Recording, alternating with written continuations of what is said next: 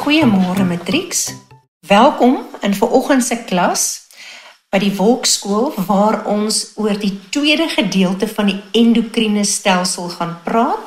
So ons gaan spesifiek vandag fokus op funksies en natuurlik soos wat dit nou maar my gewoonte is en soos wat dit sekerlik ook in jou klas gaan ons eers 'n bietjie weer hersiening doen oor dit wat ons ook gister gedoen het.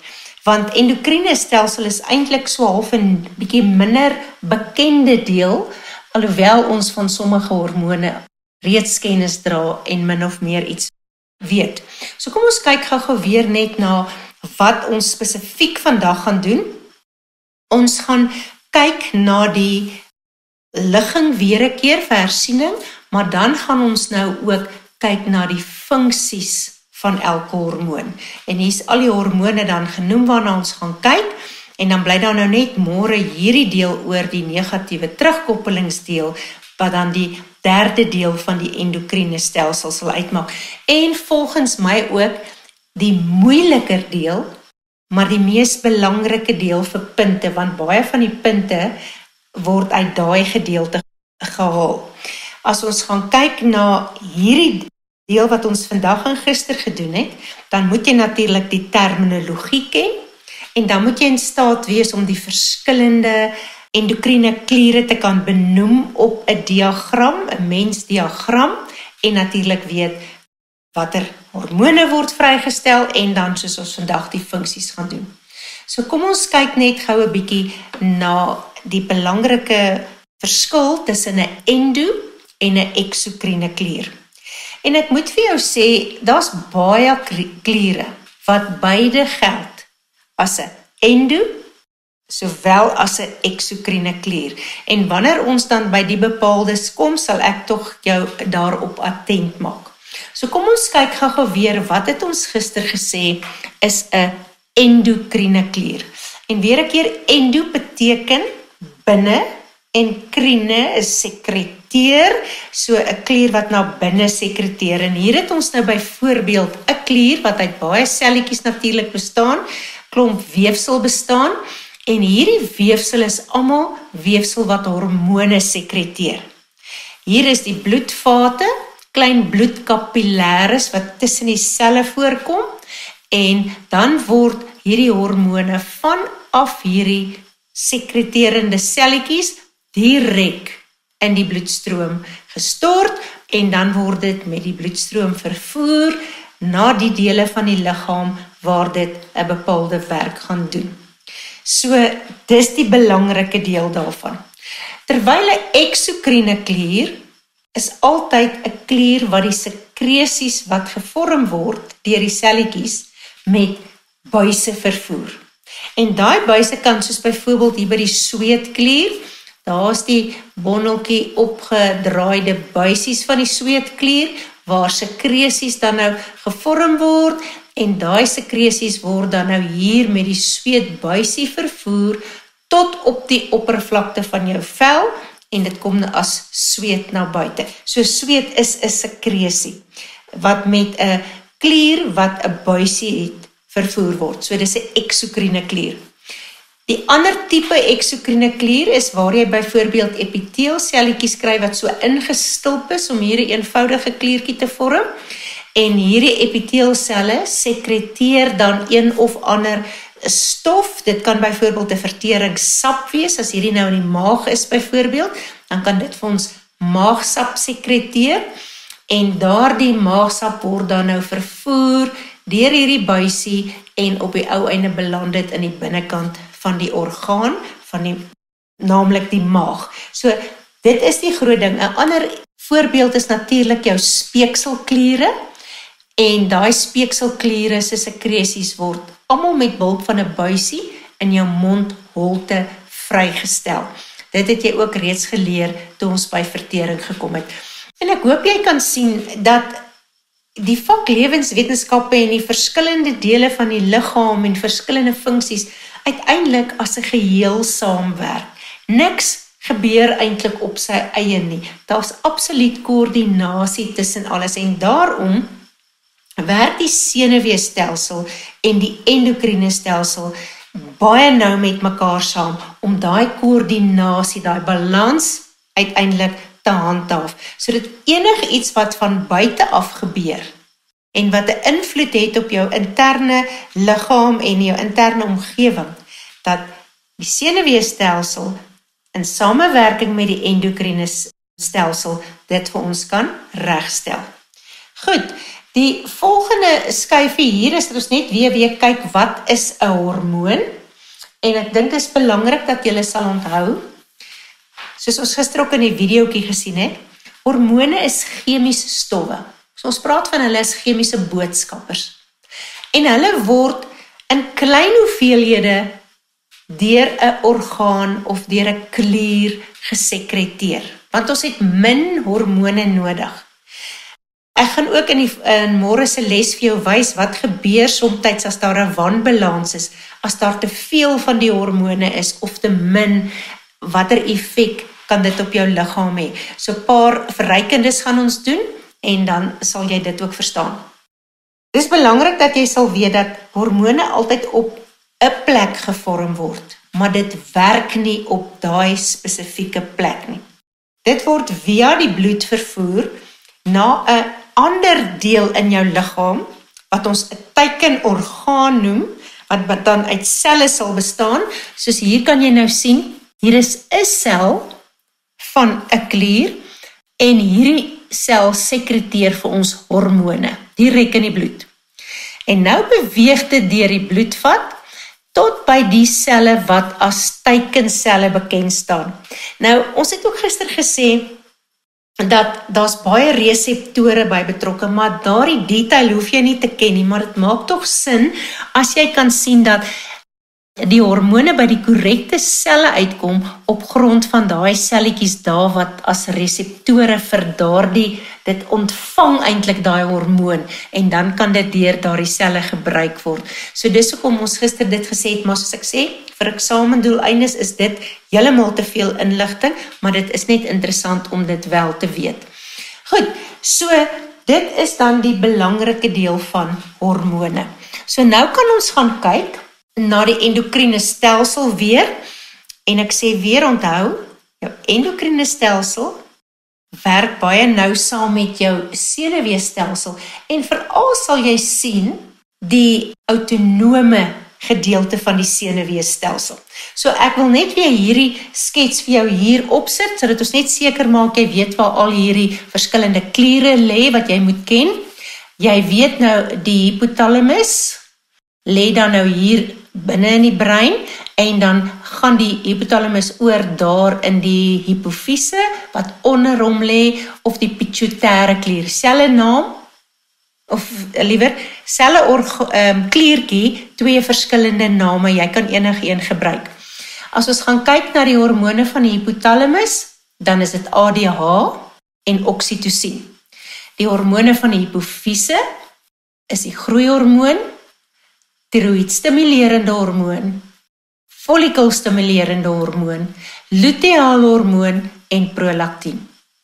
Dan die een wat ek gister so gestruikel het om te sê, die tiroïed, wat soos 'n strikdasie lê, oor jou trachea, oor jou lugpyp, en hy lê net so onder jou strottehoof, jou larynx, letterlik soos 'n strikdasie.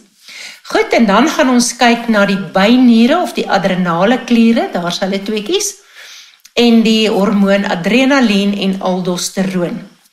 Dan die pankreas wat deel uitmaak eintlik van die bykomende kliere van die spysverteringsstelsel gaan ons na kyk, en ons gaan spesifiek fokus op die endokriene funksie insulien en glikagon sekresies. Dan die geslagsorgane by vroulik, die twee ovariums wat estrogen en progesteroon vrystel, en dan by manlik die twee maltestes wat dan verantwoordelik is vir testosteroon. Goed, so kom ons begin dan by die hormone van die hypothalamus. Nou, die hypothalamus, as jy nou weer mooi kyk waar hy geleë is, daar is hy daar, en onder hom is die hipofise. So hypothalamus, daar sê met die hipofise wat uit die twee lobbe bestaan. Maar ons gaan nou heel eers werk met die hypothalamus. Nou die eerste hormoon wat deur die hypothalamus dan nou vrygestel word, is die hormoon ADH. En jy sal nou onthou van graad 11, dis die antidiuretiese hormoon, met die funksie om natuurlik jou waterkonsentrasie in die bloed te reguleer. En hierdie regulering vind eintlik plaas in die nefrone van die niere. So ek kan nou weer vir jou gou so klein eenvoudige sketsie hier neergesit van 'n niernefron, net om weer vir jou te wys en jou te herinner waar ADH gewerk het. So, ADH word deur die hypothalamus afgeskei gesekreteer, maar die hypothalamus is verbind hier met die posterior lob. En alhoewel die hormoon hier gevorm word, ADH, word dit uiteindelik met die bloed tot hier by die posterior lob vervoer. Sommige bronne sê natuurlik dat die hypothalamus is 'n verlengstuk hier. Die posterior lob is 'n verlengstuk van die hypothalamus. Maar vir ons doeleindes, want is baie verwarrend. Party boeke sê ADH word in die hipofise gevorm, party sê in die hypothalamus. Dit word definitief in die hypothalamus gevorm en op 'n manier via die bloed beland dit dan in hierdie agterste lob van die hipofise. En jy hoef ook nie te weet van posterior en anterior nie, maar ek sê net vir jou waar dit vandaan kom. As jy nou begin sê, hoekom sê die een boek dit, hoekom sê die een deel van die boek dit, en die ander keer daai. Goed, nou, wanneer dit nodig is om water terug te hou, water te herabsorbeer deur hierdie niernefron, dan sal die hypothalamus dan nou op die ou einde die ADH vrystel, en die ADH beweeg dan nou van daar van jou brein af, via die bloedstrome tot by jou niere. En dan maak dit mos hierdie versamelbuisies, onthou julle hierdie versamelbuisie, en daai distale kronkelbuis is nou meer deurlaatbaar vir water. So water kan makliker hier onttrek word. So dit is gewoonlik wanneer jy min water ingeneem het of baie soutkosse geëet het, en dan gaan die water terug geherabsorbeer word deur die bloed. En dit is omdat hierdie wande baie meer deurlatend is. Maar jy weet ook, as jy baie water drink, dan beteken dit, jy het genoeg water, so baie water kan maar urine word, en dan sal hierdie buise weer minder deurlatend wees vir water. So dit is wat die hormoon ADH doen, en jy het dit verlede jaar reeds geleer by die graad 11 werk oor die werk van die niere.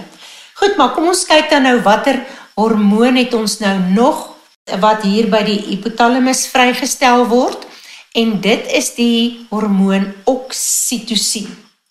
En jy het ook van hom kennis geneem by voortplanting, want daar het ons gesê, die oksitosien stimuleer die melkvloei na die geboorteproses.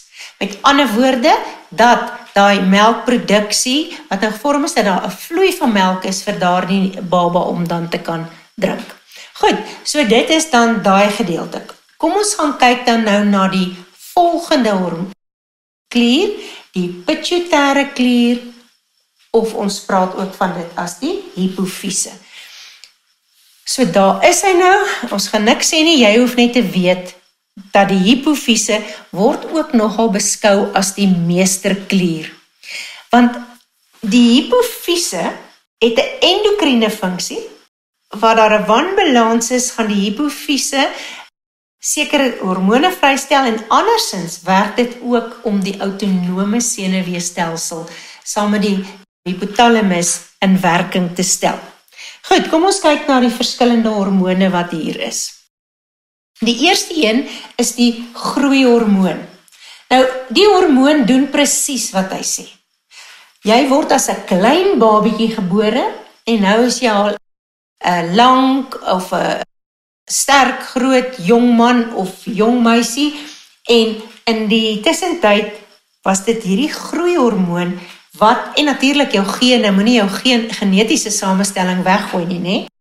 Maar die groeihormoon stimuleer en dit reguleer die groei van jou skelet, sowel as jou spiere. En natuurlik al die metaboliese prosesse rondom groei en ontwikkeling. En daar is 'n klompie wat daar ter sprake is. Maar jy hoef net te weet, dis die belangrikste funksie van die groeihormoon. En môre gaan ek vir jou wys wat gebeur as daar dalk 'n bietjie te veel vrygestel word of te min. Want onthou ek het vir jou heel aan die begin gesê, mense het net 'n klein hoeveelheid van die hormone nodig. Te veel of te min kan wantoestande ontstaan, wat ek vir julle dan sal wys môre. Goed, kom ons kyk na die tweede een, tiroïed stimulerende hormoon. Maar jy mag TSH gebruik, dis 100%. Die afkorting is 'n aanvaarde afkorting. Nou, weer 'n keer as ek sê tiroïed stimulerende hormoon, beteken dit presies wat dit sê. Dit stimuleer die sekresie van die tiroïedklier en dit is tiroksien, die hormoon tiroksien, wat die tiroïedklier vrystel. En hier gaan ons ook kyk na wat gebeur as daar te veel of te min is en hoe stel die liggaam en die spesifiek die pituitêre klier of hoe maak hy daai korreksie om weer 'n ewewig te hê. So dis die belangrike deel. Dit kan of stimuleer of die sekresie van tiroksien inhibeer. Dan natuurlik is dit belangrik dat daar die hoeveelheid, die aantal tiroksien wat in jou liggaam of in jou bloed voorkom, moet altyd 'n bepaalde hoeveelheid wees. En daai regulering gaan hierdie TSH dan nou doen. En ouens, julle kan, as julle al ooit bloed getrek het om verskillende goed te toets, is dit nogal interessant om bietjie te kyk na wat staan daar. Dan sê hulle, dis jou vlak, sê nou maar tiroksien, en dis wat die normaal behoort te wees. En dan kan jy sien, jy het 'n bietjie te min, of jy het 'n bietjie te veel, daar's 'n afwyking. En as dit nou klein is, dan het dit nie 'n invloed nie, maar as dit groot is, dan gaan die dokter jou help om aanvullings te maak of regstellings te maak as jou liggaam dit nie meer kan doen nie. Die derde hormoon van die pituitêre klier, follikelstimulerende hormoon, is vir jou bekend. En jy sal onthou, toe ons na die menstruele proses eintlik gekyk het, het ons gesien dat die follikelstimulerende hormoon in die ovariums die follikel stimuleer om uiteindelik 'n rypgraafse follikel te word. Dis die hooffunksie van die follikelstimulerende hormoon. En jy sal ook onthou, daar het ons ook 'n proses gehad van as daar 'n swangerskap is, dan sal daar minder FSH vrygestel word, want dit word onderdruk deur ander hormone. So jy sien die hele tyd die hormone werk saam met mekaar om perfek balans te hê en sodat die regte prosesse kan plaasvind.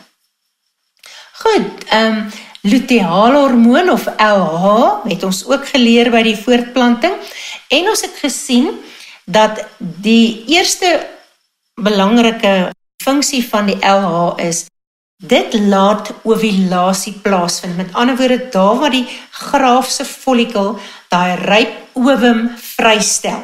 Dit het ons ovulasie genoem. En dit wat van daai follikel dan oorgebly het die luteale hormoon dan verander na die luteale liggaam of die corpus luteum. Dit het by vrouens plaasgevind. By mans het ons gesien is LH ook teenwoordig. En dit was weer die stimule om testosteroon te vorm tydens puberteit. En natuurlik, al twee hierdie hormone, FSH en LH, het veral begin funksioneer met puberteit. En ons gaan nou weer ietsie sê oor puberteit as ons by die geslagsorgane kom. Reg, die laaste een, dit is prolaktin. Ek noem hom vir jou hier. Hy's 'n bietjie afgesny en dit stimuleer die produksie. En ek onthou, een keer was daar 'n kort vraag gewees waar hulle gevra het, die hormoon wat melk vloei veroorsaak, dan is dit daai oksitosien wat ons nou gedoen het, maar prolaktin stimuleer die produksie van die melk. So dan moet eers prolaktin wees, om melk te produseer in die borskliere, en dan oksitosien dat dit begin vloei. Dan kom ons nou by die tiroïed. En hier kan jy nou baie mooi sien, hoe die tiroïed, daar is jou larynx, jou strottehoof, en hier is jou trachea, jou lugpyp, en hy lê regtig soos 'n ou strikdassie, so oor daardie gedeelte. En jou tiroïedklier het 'n ongelooflike belangrike funksie, want as ek net hierdie woord vir jou sê, dan moet jy weet, dit is eintlik alle chemiese prosesse in jou hele liggaam. So tiroksien reguleer metaboliese prosesse. So alle chemiese prosesse in jou liggaam is onderhewig aan tiroksien. En dan is daar natuurlik 'n paar spesifiek wat ek vir jou hier gaan noem. Dit reguleer ook jou fisiese groei en ontwikkeling. En nou, onthou jy, ons het nou nog gesê die groeihormoon help met jou skeletspiere en jou skelet self se groei. Maar kan julle sien, die tiroksien werk daarmee saam. Geen hormoon werk in isolasie nie. En as ek sê, reguleer fisiese groei en ontwikkeling, dan gaan dit ook hier oor die ontwikkeling van die brein en die senuweestelsel. So dis baie belangrik dat daar genoeg tiroksien, vandat jy gebore is, reeds in jou bloed is, om hierdie belangrike gedeelte brein en senuweestelsel te reguleer.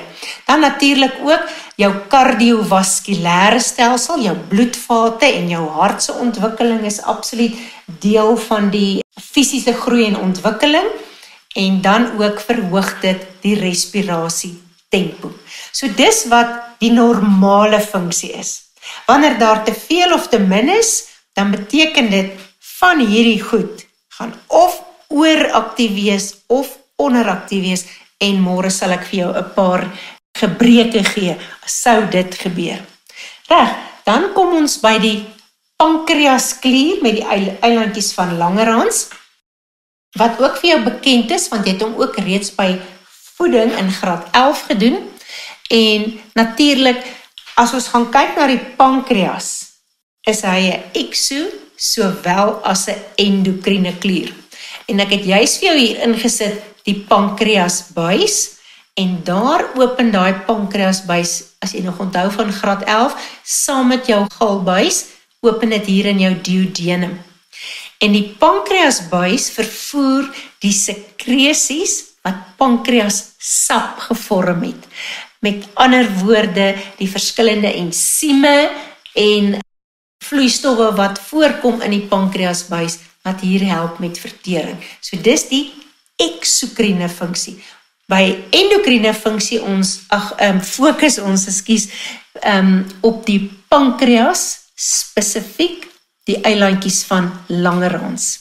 En ek wil vir jou vra, as jy 'n vraag kry waar jy iets oor die pankreas moet bespreek ten opsigte van, sê nou maar, insulien, dan praat jy altyd van die eilandjies van Langerhans, want dit tel vir jou 'n punt in die pankreas, en dikwels tel die pankreas nog partykeer 'n tweede punt.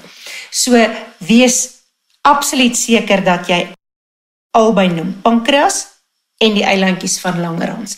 Goed, kom ons kyk, wat is die eerste hormoon, insulien se funksie? Ek dink almal van julle weet, dat wanneer jy oortollige glikose ingeneem het, en jy gebruik nie daai energie nie, gestel nou maar jy het 'n klomp Powerade of so iets geneem, want jy sou nou 100 meter resies gaan hardloop het, en nou is daai afgestel weens donderweer, sê nou maar. En dan beteken dit, jy het al daai oortollige glikose nou in jou liggaam, wat jy nie gaan gebruik nie. Dan sal insulien, wat hier deur die eilandjies van Langerhans vrygestel word, dis die plek waar dit gevorm word, sal dit met die bloed vervoer word na die lewer. So die lewer is die teikenorgaan en dan sal die oortollige glikose na glikogeen verander word. Dis 'n bergmiddel, né? 'n stoormiddel en daai glikogeen gaan dan of in die lewer of dit kan ook in jou spiere gestoor word. Dit is ook so dat wanneer jy nou so baie glikose ingeneem het, dat jou in aanhalingstekens glikogeenstore al vol is, dan sal van daai glikose uiteindelik ook na vet gemetaboliseer word. En dan word dit rondom jou organe, rondom jou vel, rondom die heupe, daar word dit gestoor. Goed, kom ons kyk dan na die tweede enetjie, glikagon. Wat is die funksie van glikagon? Absoluut die teenoorgestelde van insulien. Byvoorbeeld, jy het nou baie glikose nodig, want jy het jou doodgeskrik vir iets, jy moet nou beweeg. En dan sal die lewer met behulp van die glikagon, wat hier deur die eilandjies van Langerhans in die pankreas vrygestel is, en met die bloed vervoer word tot by die lewer, dit tel alles punte as jy dit in 'n vraag moet skryf, né? Dan gaan dit van die glikogeen terug verander na glikose. En daai glikose sal dan in die bloedstroom beland en dan vervoer word na byvoorbeeld jou spiere of jou beenspiere of armspiere of waar jy ook al daai energie nou nodig het. So, dis belangrik in so 'n vraag om te onthou dat jy sal noem waar dit gevorm word, hoe dit vervoer word, met ander woorde deur die bloed, waarheen dit vervoer gaan word, die teikenorgaan, en dan wat daar gaan gebeur. Reg, so dit is dan die pankreas se endokriene klier. Nou kom ons by die adrenale kliere of die byniere, en hier kan jy nou mooi sien, hier is jou 2 niere, lyk hulle almal of hulle so 'n kappietjie op het daarso, dis die adrenale klier, en as jy hom nou sou bietjie deursny om te kyk, dan sal jy sien, hy bestaan net soos die nier, ook uit 'n korteks en 'n medulla gedeelte. Dis nie belangrik dat jy dit hoef te ken in 'n eksamen of in 'n vraestel nie. Wat wel belangrik is dat jy sal weet die 2 hormone wat vrygestel word, is aldosteroon en adrenalien. Ek gaan heel eers aldosteroon doen, omdat ek 'n bietjie meer wil sê oor adrenalien, en nog 'n skyfie het wat daarna oor adrenalien gaan. So kom ons kyk eers, wat is die funksie van aldosteroon? Nou ek dink, as jy nou so vinnig weer terugdink aan graad 11, en jy dink weer terug aan die niere, die niernefron, dan sal jy onthou, aldosteroon reguleer die soutkonsentrasie in die bloed. So dis die hormoon wat die soutkonsentrasie reguleer. En hy doen dit deurdat as jou soutgehalte te min of te veel is, dan gaan hy, kom ons sê dis nou te min, daar's te min sout in jou bloed, dan gaan die herabsorpsie van soutte, wat in die nefron voorkom, in daai kronkelbuise en die versamelbuise, en daar waar daar te veel is, onthou julle daai boog van Henley, daar sal die herabsorpsie van soutte en water dan meer moet word, sodat dan meer soutig weer terugbeland in die bloed, om daar die soutkonsentrasie reg te kry, dat dit in balans is. Of ook natuurlik, as daar te veel soutte is, dat die sout dan in die niernefrons beland, wat uiteindelik as urine uitgeskei gaan word. So dis die belangrike deel van aldosteroon. Goed, kom ons kyk dan nou na die adrenalien gedeelte. Nou, eintlik is adrenalien, ons weet nou al, dat dit is die hormoon wat jou gereed maak vir noodsituasies, veg of vlug. En miskien het jy al op 'n stadium in jou lewe weens adrenalien 'n ding gedoen wat jy nooit in jou lewe gedink het jy sou kan doen. Jy sou nooit oor daai muur kon spring as dit nie vir adrenalien was nie. En dit is hoekom 'n atleet ook so vol adrenalien is dat hy absoluut dalk sy beste sprong kan spring of sy beste tyd kan hardloop oor met hekkies of wat ook al. So adrenalien kan vir jou 'n goeie ding wees. Maar jy moet ook weet, en ek dink jy weet dit, ons het dit gesê daarso by die autonome senuweestelsel, dat die hormoon adrenalien ondersteun daai simpatiese gedeelte van jou autonome senuweestelsel vir daai veg of vlug gereedmaking, sodat jy nie beseer kan raak nie. Dan dink ek, wil ek net gou vir julle 'n storie eers vertel van die funksie van adrenalien wat hulle nou baie jare gelede, toe ek nog op universiteit is, het ek daarvan geleer in die sielkunde gedeeltes. En toe het hulle toetse gedoen om die effek van adrenalien op rotte te kyk. En soos wat jy met enige eksperimentele ding doen, gaan jy 'n kontrolegroep hê en dan 'n groep wat blootgestel word aan dit wat jy mos nou wil toets. So wat ons gedoen het, of nie ons nie, hulle gedoen het in die dae toe jy nog diere kon gebruik het, want nou is dit absoluut 'n etiese kwessie, jy doen dit nie meer nie, het hulle 'n groep rotte gevat en hulle omgewing waarin hulle voorgekom het was presies dieselfde. Die temperatuur was dieselfde. Die kos wat hulle gekry het was dieselfde. Die hoeveelheid water en die kos was presies dieselfde. Maar hulle het met die een groep een verskil gedoen.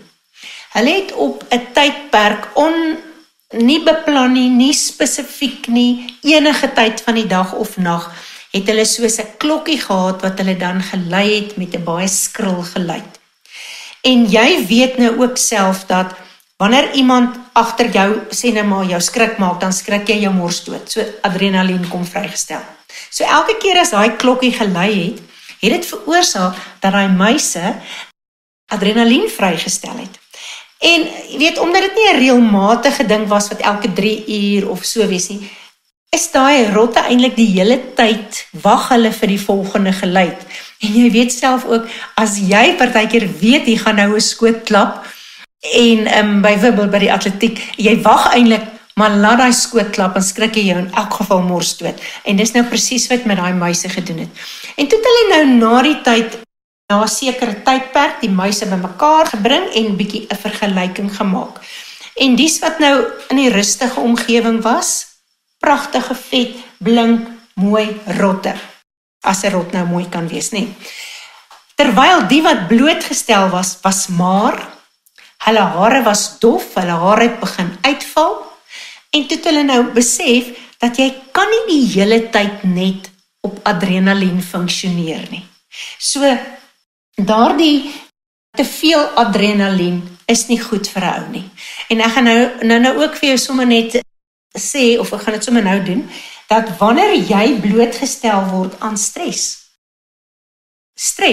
is die een wat heeltyd besig is om adrenalien te veroorsaak, en dat jy die heeltyd in 'n situasie is waarin jou interne omgewing glad nie in ewewig of balans is nie. En is dan wanneer jy begin hoofpyne kry, stres hoofpyne kry, en jy kan selfs depressie kry van daardie. Ek het dit vir jou in die begin by die senuweestelsel gesê. Jou hele immuunstelsel word swak as gevolg van hierdie verskriklike aantal adrenalien, hormone en slegte gevoelhormone wat voorkom. En dit kan jou bloedsuikervlakke verhoog, dit kan jou bloeddruk verhoog, jou hart kan onreëlmatig klop. Jy kan selfs probleme kry met fertiliteit, dat ewe skielik is daar erektiele disfunksie by mans, of by vrouens gaan die menstruele prosesse nie aan nie. Al daai tipe goed kan gebeur, en jou spiere is so saamgespan, soos hulle sê, jy stens, né? Dis presies wat gebeur, en dit is bloot omdat jy onder hierdie stres situasie is, en daarom dink ek partykeer was hierdie grendeltydperk wat ons in verkeer dalk aanvanklik van stresvol en dalk vir baie nog steeds, maar 'n mens kon 'n bietjie weer asemhaal. Jy hoef nie deel te gewees het van die rotresies nie. Jy kon net 'n bietjie asemhaal. So dalk het dit ons ook as mense baie goed gedoen. Goed, kom ons kyk nou wat gebeur wanneer 'n ou nou baie skrik. En ek dink die belangrikste hier is, hier het ek nou 'n slang waarvoor hierdie mannetjie skrik, maar nou het ek 'n vroutjie hier wat wys wat alles gebeur. So, omdat ek nie 'n mooi vroukie daar kon kry of 'n mooi mannetjie hier kon kry nie, moet jy jou nou maar verbeel. Nou, wanneer jy skrik, onmiddellik, dan is dit nie net adrenalien nie. Voordat adrenalien was, het jou autonome senuweestelsel ingetree. Want onthou julle, ons het ook gesê, die senuweestelsel reageer vinniger. Die endokriene stelsel stadiger, maar die uitwerking daarvan is langer. So hier gaan nou 'n klomp goed gebeur in samewerking met jou autonome senuweestelsel en spesifiek die simpatiese deel daarvan, die gereedmakingsfunksie daarvan. So kom ons kyk gou-gou. Die eerste belangrikste ding is jou respirasietempo verhoog. Nou die oomblik as ek sê respirasietempo verhoog, dan beteken dit dat jy gaan nou vinniger energie vrystel sodat daar energie uit glikose sodat jy kan reageer. Toe het ons vir mekaar gesê die oë, die pupille het vergroot om meer lig in te laat dat jy presies kan sien wat daar aangaan.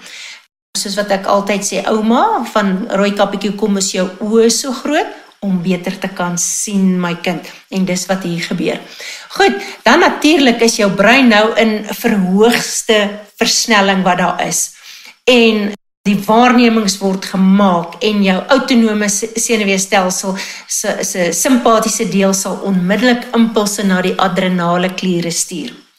Dan jou vel gaan verbleek, want hoekom gaan 'n ou se vel verbleek? Jy wil tog nie nou baie bloed hier by jou vel hê nie. Dit kan vir jou niks beteken nie. Daai bloed moet na jou spiere toe gaan van jou bene en jou arms sodat jy kan veg of vlug of wat jy ook al as mens sou doen. Dieselfde, terwyl ek hier praat oor die verbleekte vel, gaan jou spysverteringsprosesse gaan absoluut vertraag. Ek wil amper sê hulle gaan nou eers stil staan vir 'n oomblik. En dis hoekom jy ook so naar voel na die tyd, want al daardie bloed wat nou eintlik nie almal nie, maar baie van die bloed is nou eerder na die spiere en die bloedvate in die spysverteringsstelsel het vernou. Omdat ons nie nou baie bloed daar wil hê nie, maar ons wil die bloed by die spiere hê, sodat jy kan genoeg suurstof kry, genoeg glikose, om dan vir jou ATP's te vorm, om uiteindelik te kan beweeg. Reg, jou asemhaling van jou longe gaan natuurlik vinniger wees. Jy gaan diep asemhaal, want jy moet al wat 'n moontlike suurstofmolekules kan inkry, om dan uiteindelik te kan reageer en dit kan vervoer na die spiere toe. Soos ons laas ook gesê het, by die autonoom, gaan die spiere natuurlik meer gespanne wees, hulle is gereed, hulle wil veg of vlug. Jou lewer sal met ander woorde meer glikose vrystel, so glikagon gaan hier 'n rol speel, om jou lewer se glikogeen om te skakel in glikose, sodat dit met die bloed vervoer kan word. En dan, daar het ons nou gesê, die adrenaalkliere wat meer adrenalien gaan sekreteer, wat dan oral gaan waar dit nodig is om die gewenste reaksie te doen. En dan natuurlik 'n ding wat ook gebeur as 'n ou baie groot skrik, is dat die blaasspiere verslap. En dit is hoekom daar dan maklik 'n urienuitskeiding is, as gevolg van dis nie belangrik nie. Daar's ander spiere wat nou baie meer belangrik is. Kom ons gaan kyk dan na die laaste 2 kliere, want ons is nou klaar met die adrenalien, en ek dink jy verstaan dit mooi, want jy onthou dit saam met die autonome senuweestelsel. As ons gaan kyk na die ovariums, vroulik, dan sien ons daar's die 2 ovariums, daar's enetjie en daar's enetjie. En die eerste hormoon wat deur die ovariums vrygestel gaan word, gaan gebeur veral in puberteit, en dit is om die sekondêre geslagseienskappe te bevorder. Soos byvoorbeeld as ons dink aan meisies, sekondêre geslagseienskappe is dan natuurlik die vergroting van die geslagsorgane, borste wat ontwikkel, onderarmhare wat voorkom en pubeshare wat voorkom, en dan natuurlik ook die menstruele siklus wat dan geplaas vind, sodat daardie meisie gereed is om eendag bevrugting te kan laat plaasvind en dan om 'n swangerskap te hê met 'n nageslag. Dan die tweede belangrike funksie van estrogen ook is die uterus, en as ons nou sommer hier weer kyk, daai donkerrooi streepie daar is mos die endometrium van die uterus. Dit gaan verdik en dit gebeur alles tydens die uterale siklus van die menstruele siklus om op die ou einde, as daar 'n bevrugte sigoot is, dit te kan inplant in daardie verdikte voering wat ons die endometrium noem. Goed, die tweede een is dan natuurlik progesteroon en progesteroon saam met estrogen help met daai verdikking en natuurlik wanneer daar 'n swangerskap is, sal die swangerskap of die uterus en die hele swangerskap gaan onderhou word vir die volle termyn van 'n swangerskap wat ons beskou as 40 weke en dit is alles as gevolg van die progesteroon. Reg, as ons gaan kyk na die testis, dan sien ons by die testis die hormoon testosteroon en terwyl ek nou net vir jou sê, as ons hier by die testis na die testosteroon gaan kyk en ek vergelyk dit dat daar alreeds een hormoon meer by die vroulikheid is, dan kan jy verstaan dat hormone, as dit nie in balans is nie, of as dit deurmekaar is, emosies kan veroorsaak. Ek sê dit ook altyd as ek by voortplanting kom van my matrieks, hulle moet begrip hê, die seuns, vir dogters, want ons het net soveel meer hormone wat uit balans kan gaan, hè? So, matrieks, julle moet asseblief met mekaar begrip hê, dat daar kan somtyds bietjie emosies, skommelinge wees, as gevolg van hormone wat nie perfek in balans is nie. Maar goed, kom ons kom terug na die testosteroon toe. Eerste belangrike funksie van testosteroon natuurlik, ook tydens puberteit, gaan dit begin vrygestel word, onthou julle, deur die LH-hormoon wat dit gaan stimuleer, en die testosteroon word ons nou hier by die interstisiële selle tussen daai spermbuisies gevorm, en dit is verantwoordelik vir die manlike kenmerke, die sekondêre manlike kenmerke, die feit dat hulle begin baard kry, daai stem wat so diep word, nê, en geslagsorgane wat vergroot, en dan net sommer die spiere wat 'n ou begin kry as hy dan in sy puberteitjare het, dan verloor hy miskien bietjie van daai vetjies of so wat hy gehad het, of hy seeningrigheid, en hy begin nou spiere kry, en dit is alles hierdie testosteroon.